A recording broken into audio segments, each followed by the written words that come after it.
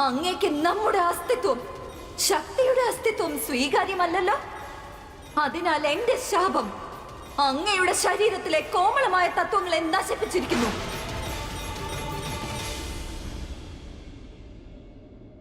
ശാന്തമാകൂ പാർവതി. ഇത് കൈലാസമാണ്.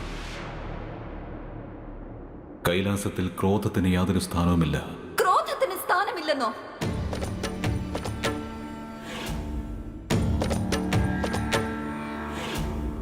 എന്നാൽ അപരാധത്തിന് സ്ഥാനമുണ്ടല്ലേ?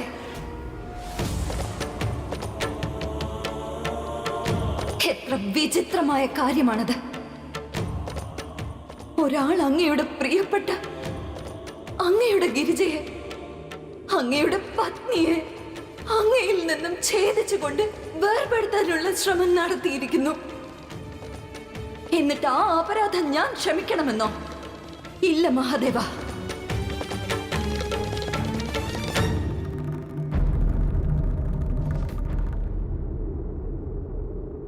പാർവതി,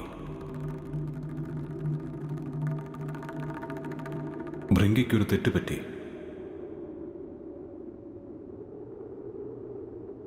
അയാളോട് ക്ഷമിക്കൂ.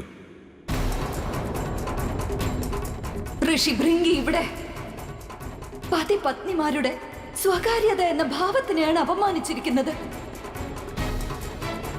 എന്നിട്ട് ക്ഷമിക്കണമെന്നോ?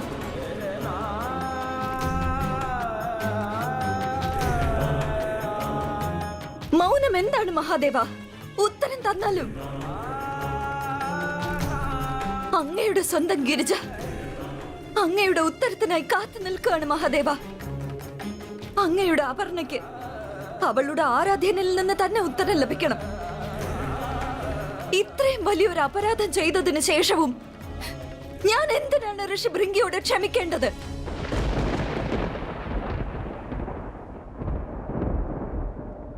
ഇന്നത്തെ ഈ സംഭവത്തിനുള്ള കാരണം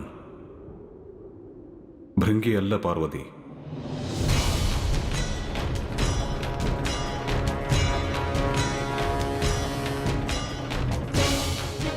പിന്നെ ആരാണ്?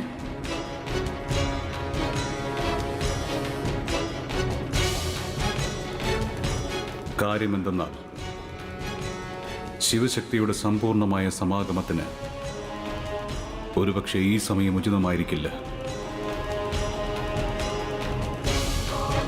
പഞ്ചഭൂതങ്ങളാൽ നിർമ്മിതമായ മാനുഷിക ഗുണങ്ങളുള്ള നമ്മുടെ പാർവതി ഒരുപക്ഷെ ഈ സംഗമത്തിന് തയ്യാറല്ലായിരുന്നു.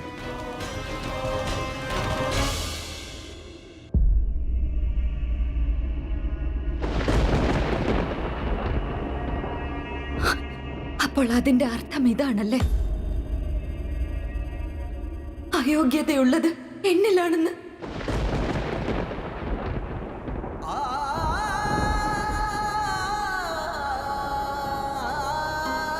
ക്രോധം വിവേകത്തെ ഇല്ലാതാക്കും പാർവതി.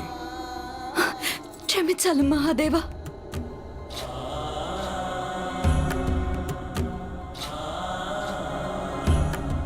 നാം മറന്നു പോയിരുന്നു.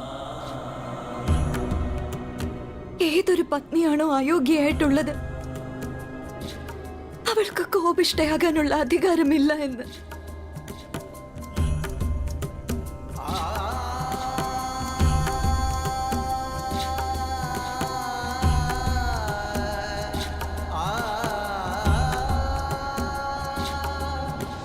ഞാൻ പോവുകയാണ്.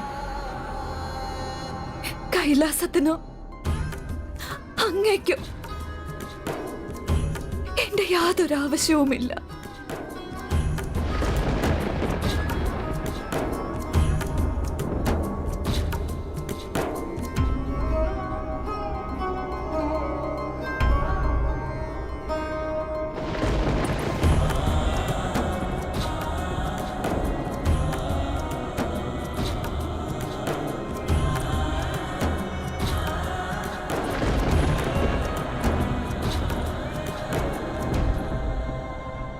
മാതാവേ, അവിടെ നീ കൈലാസം ഉപേക്ഷിച്ച് പോകരുതേ മാതാവേ. ദയവ് ചെയ്ത് പോകരുതേ മാതാവേ.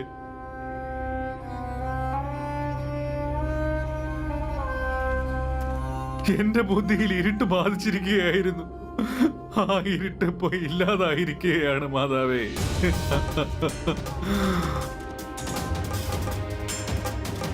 ഇപ്പോൾ എനിക്ക് മനസ്സിലായി, ശിവശക്തി വ്യത്യസ്തമല്ല, രണ്ടും ഒന്ന് തന്നെയാണെന്ന്.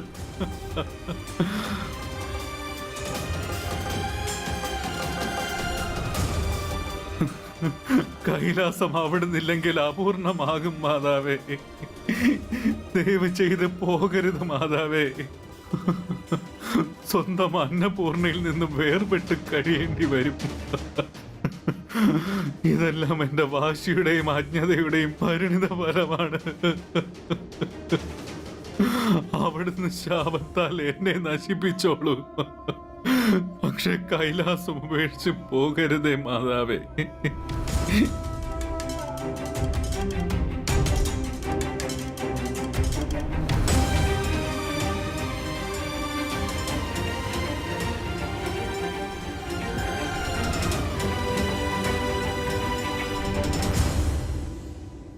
ഋഷിഭൃംഗി, സ്വന്തം അജ്ഞതയെക്കുറിച്ച് ബോധമുണ്ടാകുന്ന ഒരാൾക്ക് അജ്ഞാനിയായി തുടരാനാവില്ല. ഇന്ന് എനിക്ക് എന്റെ അജ്ഞത എന്താണെന്ന് ബോധ്യപ്പെട്ടു.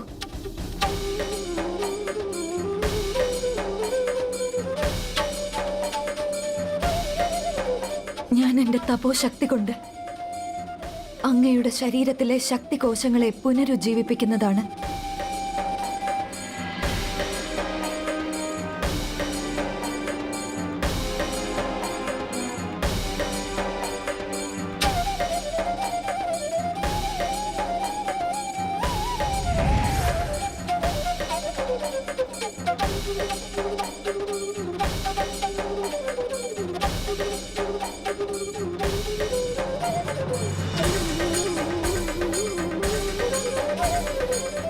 എന്നോട് ക്ഷമിച്ചാലും മാതാവേ, എനിക്കൊരു തെറ്റ് പറ്റിയിരിക്കുന്നു.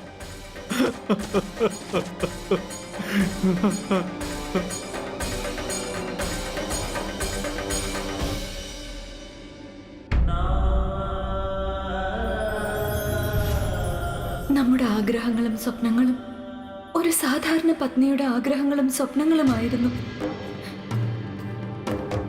അങ്ങ് കൈലാസത്തിനോടും സന്യാസത്തോടും പ്രതിബദ്ധനാണെങ്കിൽ ഞാൻ ഒരു പത്നി എന്ന നിലയിൽ ഗൃഹസ്ഥാശ്രമത്തിനും ദാമ്പത്യത്തിനുമായി സമർപ്പിതയായിരുന്നു. പക്ഷെ ഇന്ന് എനിക്ക് മനസ്സിലായിരിക്കുന്നു, ഞാൻ ഒരിക്കലും അങ്ങയ്ക്ക് യോഗ്യയായിരുന്നില്ല എന്ന്. അയോഗ്യയായിട്ടുള്ള ഒരുവൾ കൈലാസത്തിൽ തുടരേണ്ട ആവശ്യം എന്താണ്?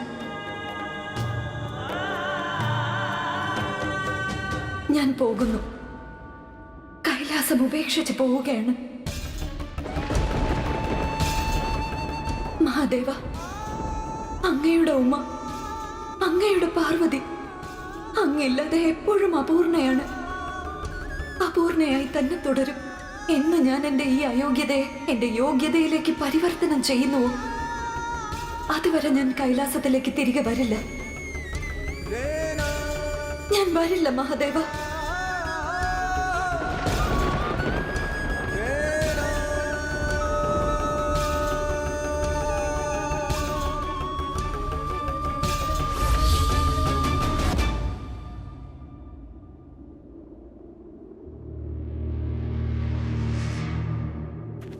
എന്നോട് ക്ഷമിച്ചാലും മഹാദേവ. പ്രഭു, ഇതെന്താണ് സംഭവിച്ചത് പ്രഭു?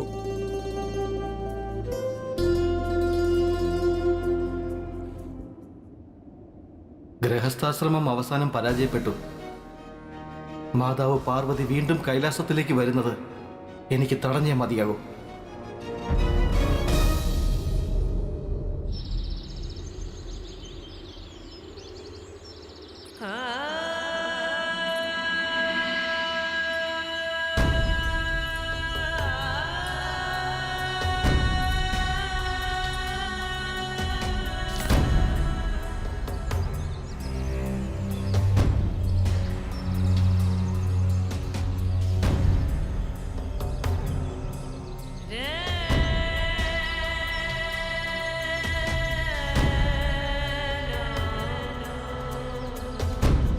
ശിവശക്തിയുടെ സമ്പൂർണമായ സമാഗമത്തിന് ഒരുപക്ഷെ ഈ സമയം ഉചിതമായിരിക്കില്ല. പഞ്ചഭൂതങ്ങളാൽ നിർമ്മിതമായ മാനുഷിക ഗുണങ്ങളുള്ള നമ്മുടെ പാർവതി ഒരുപക്ഷെ ഈ സംഗമത്തിന് തയ്യാറല്ലായിരുന്നു.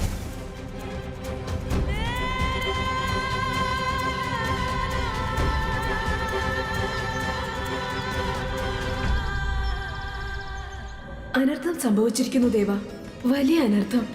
എന്റെ സഹോദരി പാർവതി മഹാദേവനാൽ ദുഃഖിതയായി വിന്ധ്യാപർവ്വതത്തിൽ വനവാസത്തിലാണ്. എന്റെ സഹോദരി പാർവതിക്കുണ്ടായ ഈ ദുഃഖത്തിന് പരിഹാരം ആരാണ് കാണുക ബ്രഹ്മദേവ? ദുഃഖം പതിപത്നിമാരുടേതാകുമ്പോൾ അതിനുള്ള പരിഹാരവും അവർ തന്നെയാണ് കണ്ടെത്തേണ്ടത്. മഹാദേവൻ സ്വയംഭൂവാണ്. അദ്ദേഹത്തിന്റെ ജീവിതത്തിലെ ഓരോ വഴിത്തിരിവിലും ഓരോ മഹത്തായ ലീല ഒളിഞ്ഞിരിക്കുന്നുണ്ട്. പക്ഷേ സ്വാമി, സഹോദരി പാർവതി വിന്ധ്യാപർവ്വതത്തിൽ തനിച്ചാണ്. അവളെ ആശ്വസിപ്പിക്കാനായി ആരും തന്നെയില്ല. ഞാൻ അവളുടെ അടുത്ത് ചെന്ന് അവളുടെ ദുഃഖം പങ്കിടാൻ ആഗ്രഹിക്കുന്നു. തീർച്ചയായും ദേവി പാർവതി വിന്ധ്യാപർവ്വതത്തിലേക്ക് പോയതും ദേവി അനസൂയയുടെ തപസ്സും, ഈ രണ്ട് വഴിത്തിരിവുകളും ശിവന്റെ ആ മഹത്തായ ലീലയുടെ ശുഭാരംഭമാണ്. അതിലൂടെ ഏവർക്കും ശിവന്റെ ഒരു പുതിയ രൂപത്തെ ദർശിക്കാനാകും.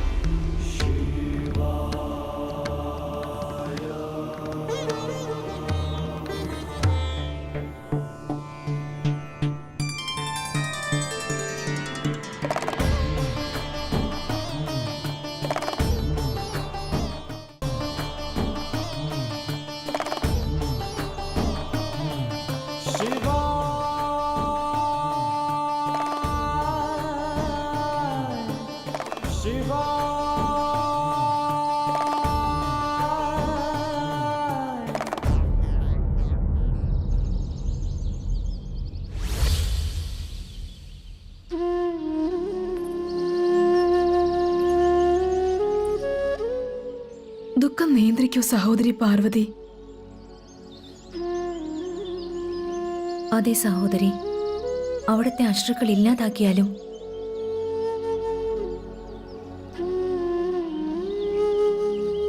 ഓം നമഃ ശിവായ, ഓം നമഃ ശിവായ, ഓം നമഃ ശിവായ, ഓം നമഃ ശിവായ, ഓം നമഃ ശിവായ, ഓം നമഃ ശിവായ. ദേവി അനസൂയ ത്രിമൂർത്തികളെ സ്വന്തമാക്കിയാൽ സ്വർഗത്തിനുമേൽ അസുരന്മാരുടെ ആധിപത്യമുണ്ടാകും.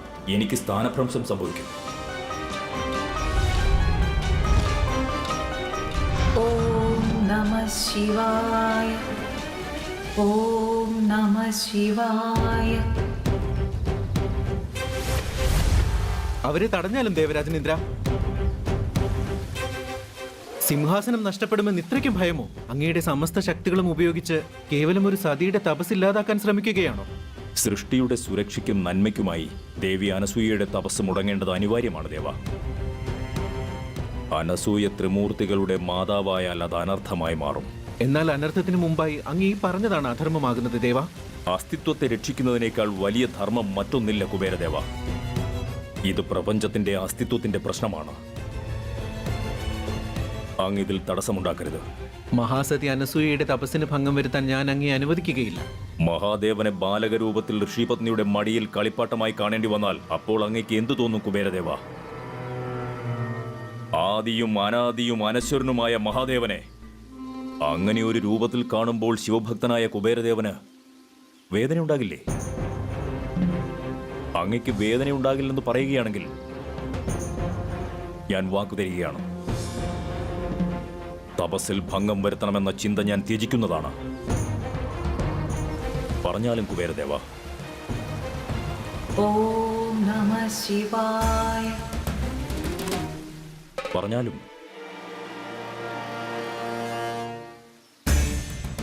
അങ്ങയുടെ ഈ മൗനം കൊണ്ട് വ്യക്തമാകുന്നത് അങ്ങയ്ക്ക് വേദന ഉണ്ടാകുമെന്ന് തന്നെയാണ്.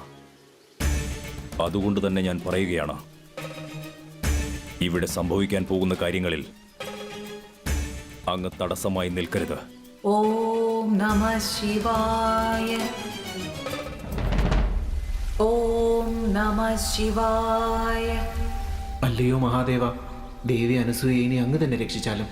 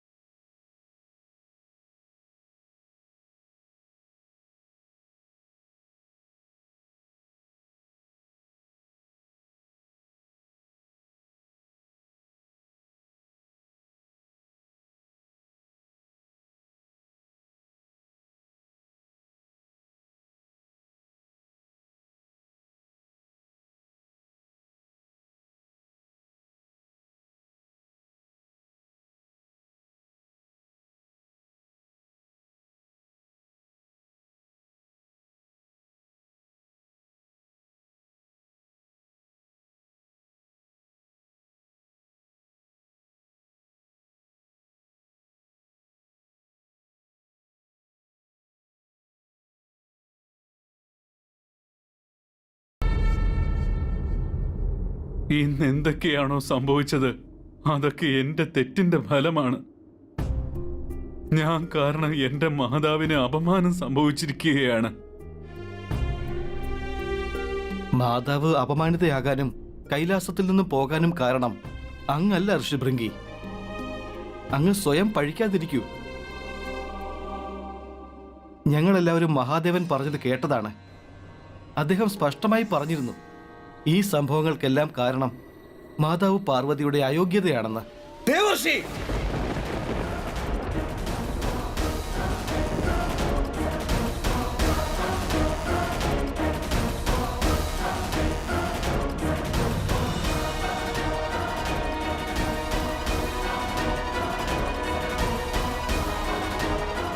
അങ്ങിപ്പോൾ പറഞ്ഞത് മര്യാദയുടെ എല്ലാ അതിർവരമ്പുകളും ലംഘിക്കലാണ്. അല്ല, ഞാൻ കേവലം ഒരാശ്വാസവാക്ക് പറയാൻ ശ്രമിക്കുകയായിരുന്നു നന്ദി. ക്ഷമിച്ചാലും നന്ദി. അങ്ങ് ഈ പ്രപഞ്ചം മുഴുവനും സഞ്ചരിക്കുന്ന ആളല്ലേ ദേവർഷി? അങ്ങ് മാതാവിനെ കണ്ടുപിടിച്ചാലും